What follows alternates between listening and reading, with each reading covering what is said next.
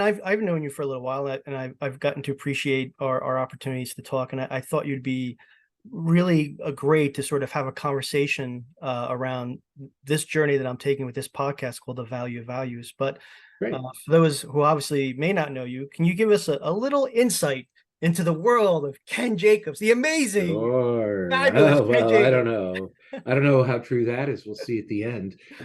So I am a leadership coach and executive coach, Jacobs Consulting and Executive Coaching. I am a proud member of ICF and ICF New Jersey, Woohoo!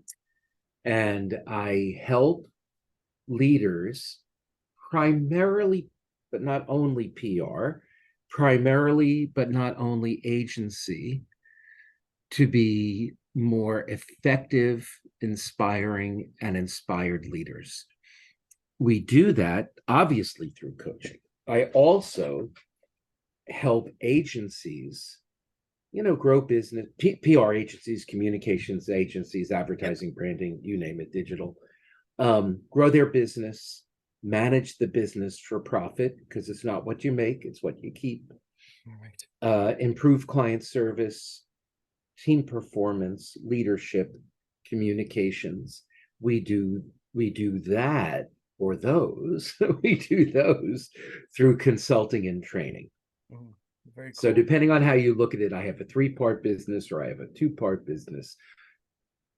Year by year, the coaching becomes a bigger part of things. Why do you And I'll think? just I'll just say that's by design. Okay. Do you think there's more of So, an aptitude for people to take on coaching these days? no, I think so. I've been doing this through since 2007. For the previous 25 plus years, I was in the PR agency business, no shock, mostly management and leadership. Um, when I started the business in seven, I don't know the ratios of how it started more with consulting and training, honestly. Right. And what I learned was I was good at consulting. I was a good consultant. And I'm not consulting around PR, I'm consulting around all the other topics we just said. I got repeat business. I loved the training, that moment. I think I've used this expression with you, where you see the light bulbs going off in their heads, or you think you do. Yep. I guess you know. Yeah. But after going for my certification, which started in around 2013, I'd say, that real intense coaching training, after that, coaching really felt like a calling. So if you're listening, you follow your calling.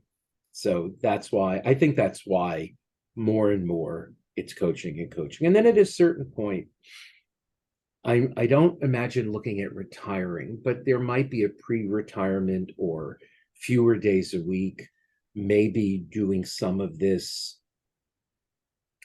from in the summers from Portugal or Ireland or Spain or something. That'd be I real I cool. it would be real cool. I think it will be easier to do coaching than say consulting and training. And I do believe I can keep the coaching up forever. I don't ever have to retire. I may Yeah. never retire. And what I'll do, I think, will be all coaching. That's my guess. That's my guess. You said 2013 it was a calling. What was that calling like? Yeah. What was tapping into you? So I was doing coaching. As you know, you can be put up a shingle and say, "Hey, I'm a coach," even if Yep. you're not a coach, even if you're not trained, even if you're not certified. But so be it. Um, and I found a couple of reasons I went for the training and certification. One, that in those days, I thought I also wanted to do corporate coaching. I didn't realize I was the agency whisperer. I was the agency guy. I didn't just wasn't attuned to that. Though people were telling me, people from outside the world of PR and agency were like, "Why do you want to do corporate coaching, Ken? There's so many agency people you can coach." But um, so I knew I needed the initials for that, but I knew I had clients. I felt I was a good coach, and honestly, I wanted to be a consistently great coach, and I wanted to unstick my clients when whatever tools I had in my coaching toolbox, there were a few clients who were stuck, and I couldn't serve them as well as I would have liked. And I believed that going for the, not even the certification, but the training would help me do that. And it was true. It was true. I remember I had my first long weekend of IPEC, the Institute for Professional Excellence in Coaching, first training, and long weekend. And that Tuesday, well, that Monday, I was like wiped out. I was like spent. And I reached out to my trainer and I said, "Is this normal?" She goes, "Well, think about what you've been through. Think how you've, just exposed yourself and learned so much." And you think that first weekend is about coaching others, learning how to coach others. It's about looking inward. So she goes, "Do you feel like elated and exhausted?" "Yes, yes. How did you know?" So she knew. But anyway, that Tuesday I had a coaching session with someone a client who'd been coaching for a while. And in the first 10 minutes, he said, "Ken, what's going on?" "Why do you ask?" He said, "Your whole energy is so different."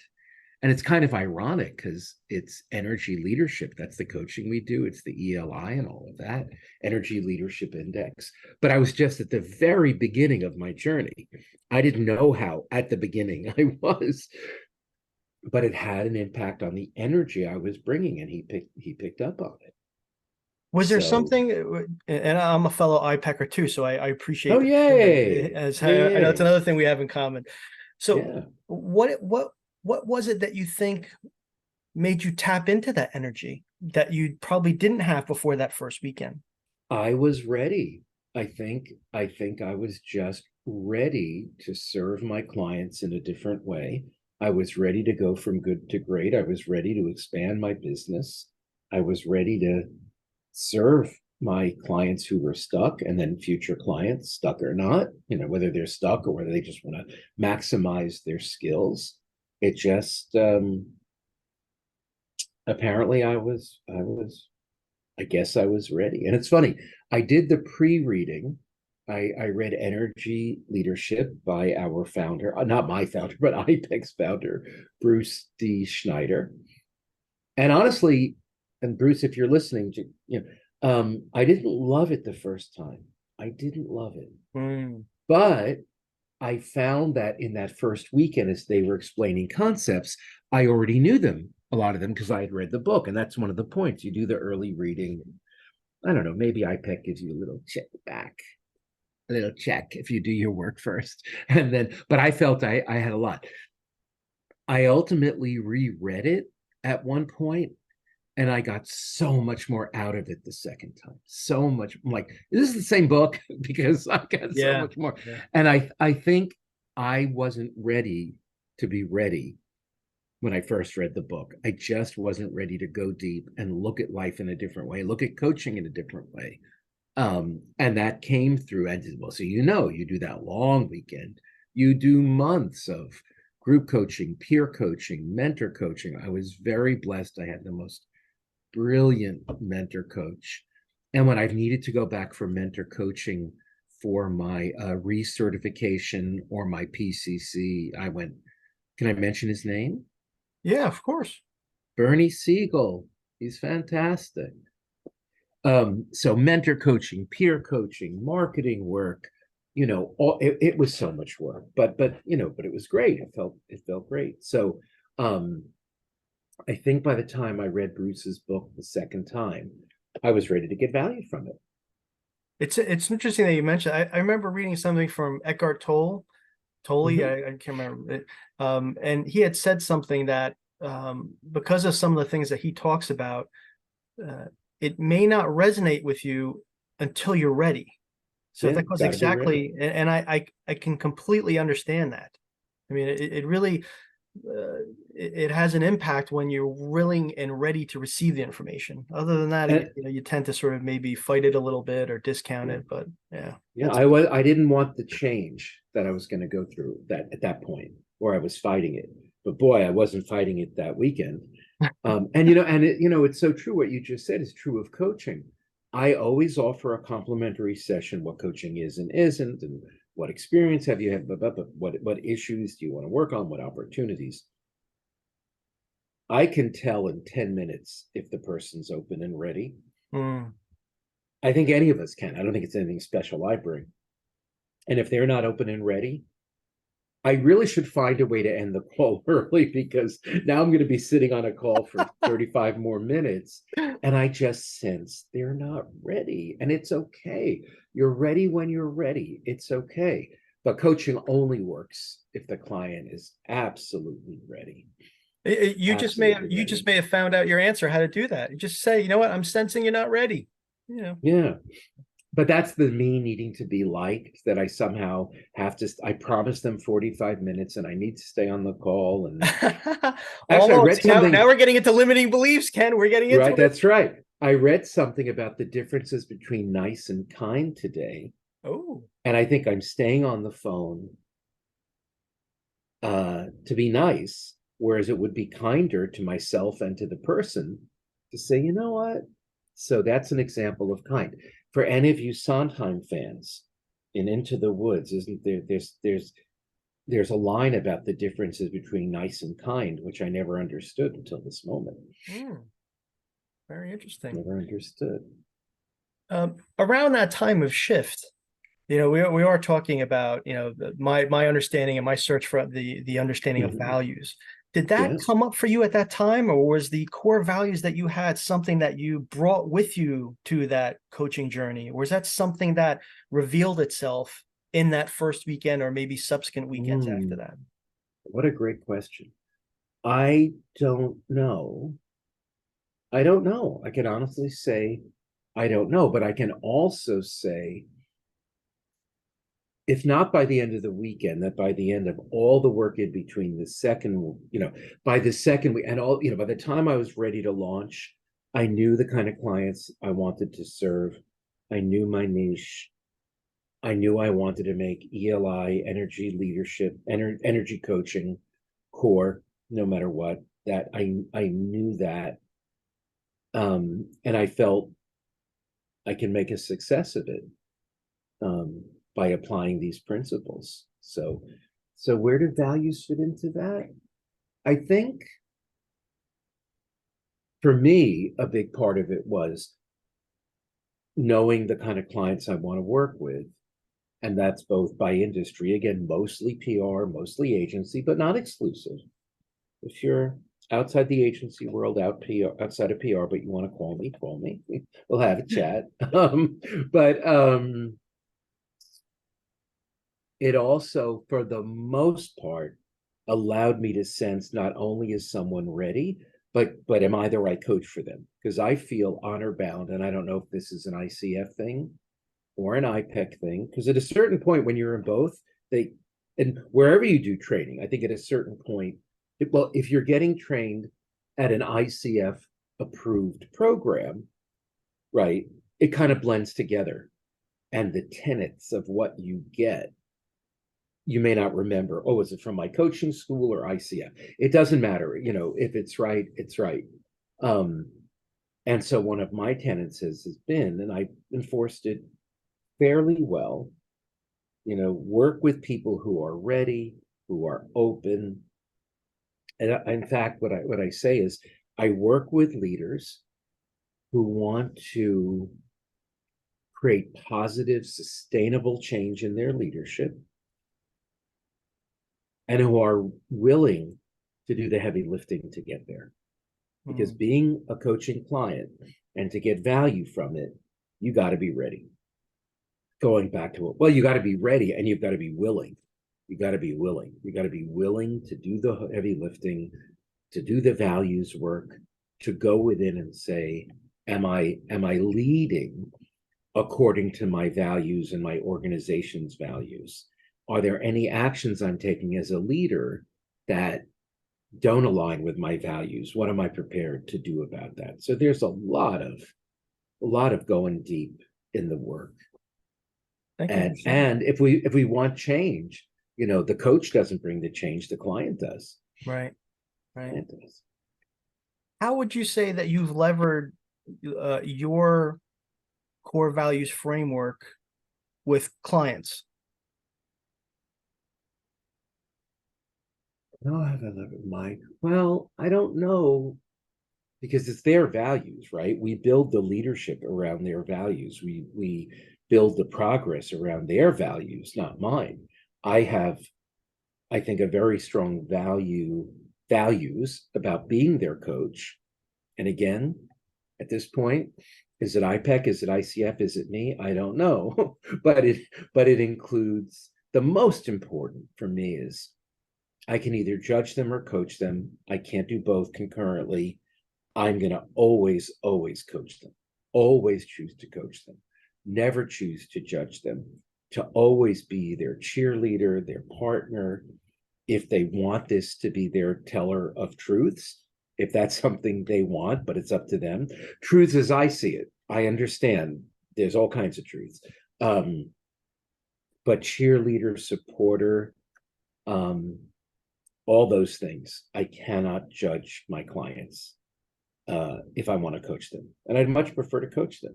So I think it's that. I think another value that I know I tap is to know when to empower. It's about empowering, not helping. When we're helping, it can really feel good for the ego, but empowering is really where change, positive, sustainable change comes from. And the irony is, so I have to be careful not to jump in and help, because also, if they need my help, that's a judgment, right? That's a judgment. If I serve to empower them, I don't think that's a judgment. The irony is, working with people in the agency space and serving clients and having teams, a lot of them lean towards helping, not empowering. A lot of them initially lean towards being Mr. or, well, in my case, Ms. Fix-It, because many of the leaders in PR are women. So many of my clients are women. So that, that leaning into fix, and in reality, that desire to fix might come from wanting to be liked. But if you go higher and it's about being respected as a leader, then to be respected as a leader, you empower, you don't fix. There's a lot of connections between leadership and coaching, a lot of connections. I encourage my clients to bring coaching into their leadership. But a great line out of Barry Rafferty, someone I really admire from the PR space, there's a shot.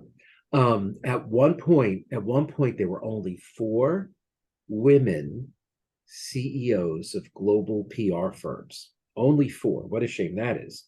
And it wasn't that long ago. She was one of them. Wow. And she once said this thing. I interviewed her for something, and she said, liked leaders are liked, but respected leaders are followed. Wow. So if you want to be a leader, you must have followers. And if you want to have followers, you lean into being respected rather than liked.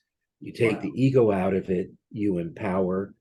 And it also means telling someone what could be difficult truths around their performance, things like that. Yep. So a lot of my clients, I don't think they struggle with this, but it is sort of an ongoing thing they're working on, being liked more than respected. Surprisingly, so many struggle with confidence. I mean, here is this world of PR and agency life where you're asking clients for 50 grand, 100 grand, 500 grand, more. You'd think it would be the most courageous people in the world. I cannot tell you how many times, how many times I hear them say, oh, I could never say that to a client. I could never say that to my business partner. I could never say that to my board. I could never say that to my teams. How true is, talking about truth, how true is that really? If you said that to them, would they fire you? No. Would the earth open up and swallow you? See, for a PR person, getting fired from a client is worse than the earth opening up and swallowing you. But yeah. But the reality is, you can say what you need to say. You may have to do a little prep around it. You may need a little coaching around it. You absolutely can say anything to anyone if you do it the right way. With a lot of the clients that you're coaching, and obviously you've got really good set of experience.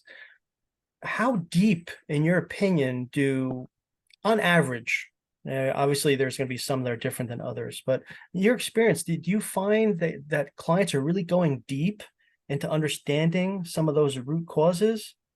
Oh, yeah. If they're at the point where they've learned about coaching, they think they want coaching, they've talked to me, and maybe some other coaches. I always say, if you're considering me, I not only am I not threatened by your talking to other coaches, I want you to talk to other Yeah, coaches. yeah, Why? Because you may come out of it and think, you know what? Ken and I are that team. We are meant to partner. We've got that chemistry. Great. Now you're more open. And if they talk to Thomas and they feel that chemistry with Thomas, then they should work with Thomas. They're going to do the work. So I so anyway, we encourage them to do that. We encourage them to go deep. um the deeper they go, the more change they make, the more value they get. do you But my see that? point was, if they've gone through all of that and time on the phone, they're usually ready. They're either they're not getting what they want from work and from life, they're not living what's an abundant life for them, or they're doing really well in some things, but they're not doing well in leading people. Maybe they're losing people. um or more and more, we're talking to organizations who say, we've got this high potential employee, they're at a certain level, but we're about to promote them, or we've just promoted them. They suddenly have more people reporting to them. They have people who were their peers reporting to them, maybe. They have people who like have more seniority. Can we use code? So nothing's wrong, right? There's nothing to fix, Right. but they suspect that they can use coaching to bring this person into their full potential, often because of a promotion or ultimate promotion. They see, so I don't remember what question I was answering. No, that's right. I was curious because when people are ready and they're doing the deep work, what I'm curious about in your experience, and maybe you can share, um, overall, do you think people are coming into that experience with a conscious understanding of their own core values? Or I'll stop there. I'll let you Yeah. answer that. Uh, no, because one reason why people are not achieving what they may be able to achieve in their lives and in work is a lack of consciousness, right? Lack of consciousness. That's what often prevents you from getting into that higher energy level, which will lead to sustained success. So they're conscious often, well, they're either, so going back to the previous example, they're conscious that this is a big step and they've got to do some work to step into leadership, or they're conscious that things aren't working. They don't know why, but they turn around, they don't see followers. They may have people who report to them, but they're clearly not following them. They're not using their influence to get the outcomes they want. So there's enough consciousness to realize something's not right. There's enough consciousness to realize, I want more, I want better, I deserve better. My team members, my followers deserve better. So there is that level. But then when you start the work and you do the energy leadership assessment, and you do a questionnaire, and we have a whole values thing we do, they see where we want to bring balance. They do see that things are out of balance. Tell me about the values thing that you do with them that you just mentioned. Oh, it's overly simple, intentionally. It's overly simple intentionally, and it's an IPEC. I don't know if I would say product, but it's an offering where they list, oh gosh, 20 or 30 potential values: beauty, fulfillment, passion. I mean, I can go on, and you rank how important it is to you in one column, and the column, how are you walking the walk? How are you doing it? So when they go through, and we don't explain a lot, we don't explain, well, what do we mean by beauty or environment or passion or you know, they just rank, 1 to 10, how important it is and how you're living it. And then what I do is I go through and I only look for the big gaps. If there's a big gap, and maybe I'm doing it wrong, maybe one of your listeners is also, I pick trains again, you're using that wrong. But the way I use it is that I look for if they rank one of those 20 or 30 values very highly, like a 10 or a 9 or whatever, and how they're living it. If there's a big gap, we bring that to their attention and we ask them we ask them, do you see this playing out in your ELI assessment? Do you see this playing out in your coaching questionnaire? It just helps them see what might be out of balance. And it's so funny because with some people, the gaps seem very small, and I have to work really hard to see, well, what are the gaps worth? In others, there's a lot of gaps, and then we've got to say, there's a lot here. What are you feeling as the gaps? So it's kind of like a magnifying glass. Do you see palpable changes once they bring that awareness around sort of their values? It's so interesting because in the work we do, we spend a full month, ELI, 2 lengthy phone debriefs, the questionnaire I mentioned, the values document, and 3 other documents you'll remember, the wheels, the career wheel, the leadership wheel, the life wheel. Yep. Then we have a very brief thing. Are you ready for coaching? And so within that then we give them a little tutorial. How do you create coaching engagement goals? You've created goals for maybe PR plans or marketing plans or divisions or companies or whatever. How do you create a coaching engagement goal, which is like very new to them? So we help them with that. And then we talk about what are the actions you'll work on every 2 weeks. So in between coaching sessions, what I often find is I'll hear from the person who hired me, their boss, their supervisor, the agency CEO or HR. Wow, what an impact the coaching is having. Oh my God, after 30 days ago. Well, you may find this interesting. We haven't even started coaching yet. We're just doing that first month of getting ready for coaching.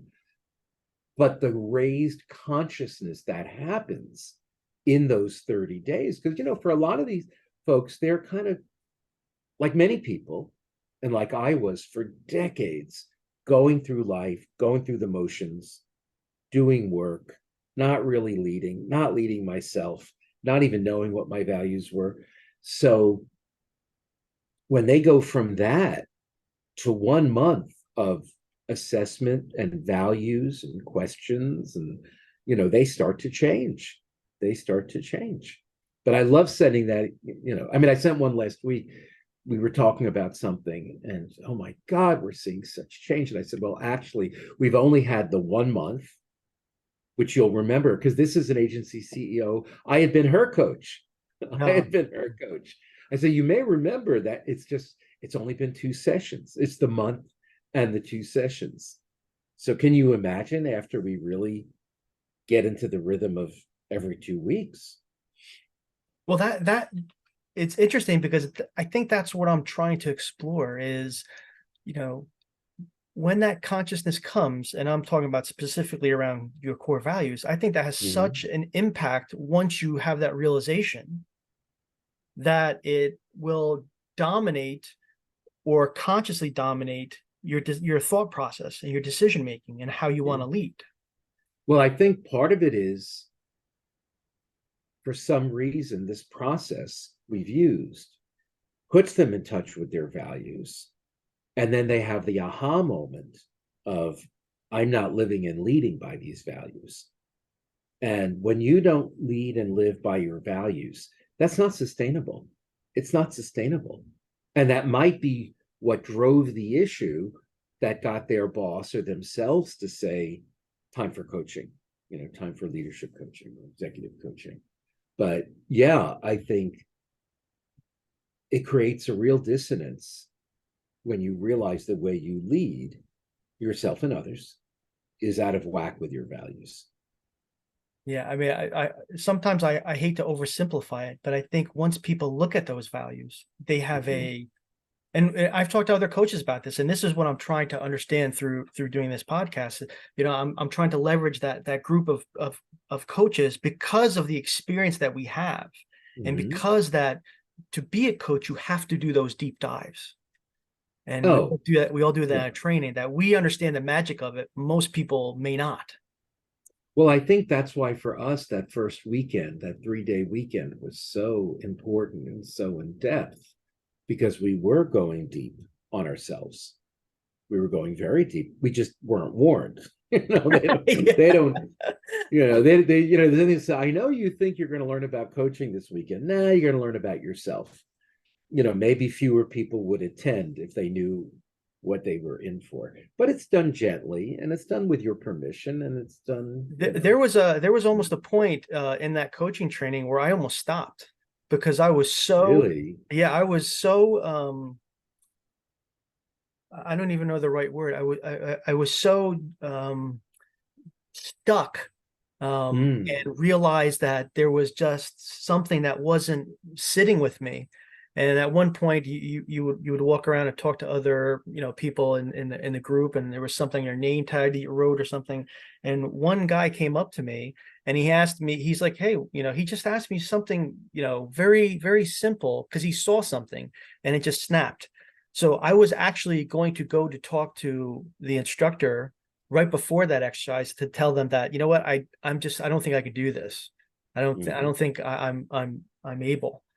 And after that sort of breakthrough I had with that person who I still keep in touch with, Nice. it shifted everything. Yeah. And it Yeah. was it almost goes back exactly to what we were talking about earlier. It's being at the right place and then wait a minute, maybe this is the right time. And when that Right. challenge arises, are you willing to sort of accept that? So for me, And it was a yeah, pivotal we time. know the universe makes no mistakes. There's no such things as coincidence. And so you were not only in that session exactly when you were supposed to be, but the universe created the fact that this fellow student would be doing an exercise with you at that time to help you with that breakthrough. That is definitely part of a master plan. in Part of a in master in plan, no hindsight, in question. 2020, it appears that way. But when you're in the thick of it, Ken, it's it's like Well, yeah, sometimes it's fight or it's flight. yeah, yeah, but you stayed with it, so good for you both. But Yeah. I don't think that was unintentional. I don't think that was coincidence. I don't believe so either. Yeah, So yeah. the people that you've coached and who have had that sort of conscious awakening, Hmm. how do you think that has impacted their businesses? Oh, I know it has because they've told me. They've told me it affects how they lead themselves, how they lead their teams, for how they lead their clients, um, how they delegate and promote people below them to more levels of responsibility in leadership. There have been more than a few um, who, in the agency business, you're always looking for business. My feeling is you got to look for the right kind of business. I mean, Right. there's certain business that falls in your lap. It's a thing called RFP, request for proposal, but we won't go deep on that. But I'm a big believer in, you get the clients you deserve, so go out there and figure out who they are. And this is PR agency clients, and find them and connect with them. And that takes courage. That really takes courage. It takes courage to ask your existing clients for referrals. It takes courage to ask your existing clients to introduce you to people you can help. It takes courage to say, as an agency person, okay, I'm going to send you my proposal, or we'll present it in person or we'll present it on Zoom. Are you willing to book right now, a week later, a 30-minute feedback session? So I Mm. can learn. You may hire me, you may not. But if I'm going to go to that effort, I want to learn from it. Are you willing to do that? Um, that and a number of other things really takes courage. I'll share one story. I was working with a client who I met at a conference where I speak. I was speaking about agencies and growing business and getting clients. And she approached me to say, hey, let's talk about your biz dev offering. And my instinct was, there's something going on here. We should Mm. really do just coaching, just leadership coaching, ELI coaching. I wasn't as brave in my business. Hey, she wants to hire me for biz dev. Yeah, I'm your biz dev guy. We started doing biz dev, and she got stuck a little bit because that thing that I suspected was coming up. So because we've been working together and felt very comfortable, I said, hey, name of client, can I share something? Yeah. I think something's getting in the way of your jumping into biz dev. And I think it's about courage versus fear. And if I'm being totally honest, I sensed it when we met. So I think there's something going on. She stopped for a minute, acknowledged her father had been a sales guy. There were some good years and some not good years, feast or famine, I guess, not quite famine. And she, as she got older, observed that during the tough years, his sales approach and sales style was more like a used car salesman and not a good used car salesman. I'm sure there are some very good used car salesmen out there. So I'm not, but you think of the cliche that we all Yes. think of. And she was so afraid of being that she couldn't go after new business. She was so afraid. So I thanked her for her candor. So now we know this is something deep. This is not just, here's how you word an email to a prospect. And I said, I'd like to turn this into a regular ELI coaching engagement. And then if and when you're ready, we'll return to biz dev. And we did the ELI. She went deep, faced the fear, replaced it with courage, felt in a good place. We went back to the biz dev engagement. She asked for a referral. She asked for connection. She did that she couldn't have been able to do, I think, before the coaching engagement. Wow. And like 2 years running, she had her best years ever. Sounds like she really connected with something inside. Yeah. Yeah. So I think, again, if people come to you, if they're willing to go deep, they can make enormous change on their business. And she, through, we through what became eventually a combination, it was biz dev, then coaching, then biz dev, had a huge impact on her organizations. And that's, when you look at my testimonials on my website, when they mention the amount of change in their lives, in their business. You and we've got the greatest jobs on the planet. Like what could be more fulfilling than that? I had a good run in PR. I won awards, blah, blah, blah. The Silver Anvil, for those who know PR. I helped launch the one and only Wonder Bra, for those who know the history of PR. But the fulfillment, I don't think I had one day in PR, and it was a good career. I don't think I had one day that's as fulfilling as the kind of days we have now. I can definitely attest. I can definitely attest for that, for sure. I just want to shift gears a little bit. Sure. Can you tell me who may be either somebody that incredibly inspires you or somebody that sort of is like a hero for you? Yeah. This is easy. I have a few. Yeah, sure. Patrice Tanaka. She was in the PR business. She was three agencies, PT and Company, CRT Tanaka, and then Padilla. It was all through mergers. Her titles were head of consumer, CEO. Maybe was she chair? I don't know. Head of, I'm forgetting one of her titles. Been there, done that. And then she had a career reinvention. And she now runs a beautiful business called Joyful Planet, just like it sounds like. And she helps people and organizations and people pursue their passion, pursue their joy, etc. She's not a coach per se, but this is what she does. Mm-hmm. And she's my hero because she encouraged me to go with coaching and stay with it during the early years. She's my hero because when I was in the business and we first met, she so just generously networked, tirelessly networked on my behalf. And this was before LinkedIn and all that stuff. So she would be writing letters to people saying, "You got to meet Ken Jacobs. Wow. You got to," I mean, just so generous. And she found her joy. She found her joy through being coached. She found her who asked her, "What is your life purpose?" And Mm. Patrice had never thought about that before. She took up ballroom dancing and found her joy there. She wrote a great book I highly recommend, Becoming Ginger Rogers, about how ballroom dancing changed her life and her leadership style. And I am now known as a connector, and I connect people and young people. Hey, can you help me? You know someone at this agency. Can you help me get an interview? Or I'm known as a connector, and I if I can be honest and immodest, I'm known as being generous, I think, and always willing to help people, always. And I always say, and they say, Sounds like you saw that in her.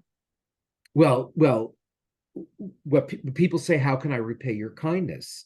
I say, no need. I got what I need.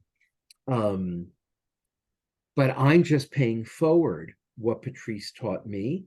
So I ask that you continue that legacy and pay forward. And in a year or two, when you're working, if you can help a student or a graduate or, someone else, just continue that legacy. So again, I'm paying forward all of Patrice's generosity, networking, opening up of her network, all of that. Very cool. Thank you for that. If people are listening to this, what would be the one or two key takeaways you would want somebody to walk away from listening to this podcast, this episode? So, two of them. One is